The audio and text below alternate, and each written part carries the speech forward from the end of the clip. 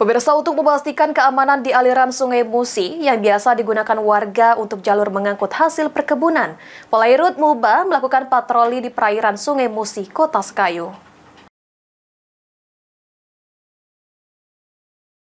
Untuk memastikan keamanan serta kelancaran distribusi komoditas dari perkebunan warga Musi Banyuasin seperti karet dan kelapa sawit, dipimpin Kapolres Muba AKBP Listiono Dwi Nugroho, bersama Kasat Lantas, Kasat Polairut, dan Kasih Propam melaksanakan patroli air di Sungai Musi. Dalam kesempatan ini, Kapolres Muba juga menyempatkan diri menyapa dan berbincang dengan sejumlah warga di sekitar perairan Sungai Musi, Kota Sekayu, untuk mendengar langsung pendapat warga terkait keamanan dan kendala warga dalam menggunakan jalur Sungai Musi sebagai transportasi untuk mendistribusikan hasil pertaniannya.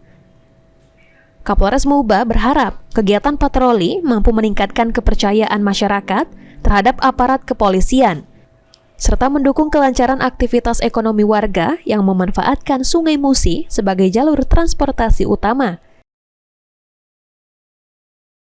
Hari ini saya bersama Kapolres, Kasat Polair, dan Kasat Lantas melaksanakan patroli jalur air karena kita ingin menyapa masyarakat bagaimana tingkat keamanan di jalur air yang ada di Sekayu ini.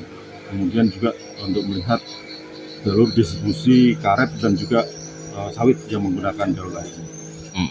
Ya. Jadi kita jumpa dengan siapa aja, Bang? Tadi kami bertemu dengan penderes karet, bertemu dengan nelayan yang mancing ikan, bertemu dengan masyarakat menyeberang. Pada intinya masyarakat menyatakan bahwa untuk arus yang di sungai ini relatif aman. Bang, selain ini kita juga bagikan apa, Bang? Kalau itu kita melaksanakan Jumat Berkah untuk sedikit membantu masyarakat di pesisir dan juga masyarakat yang mungkin membutuhkan hanya sebatas sembako. Ruzi Iskandar, PAL TV.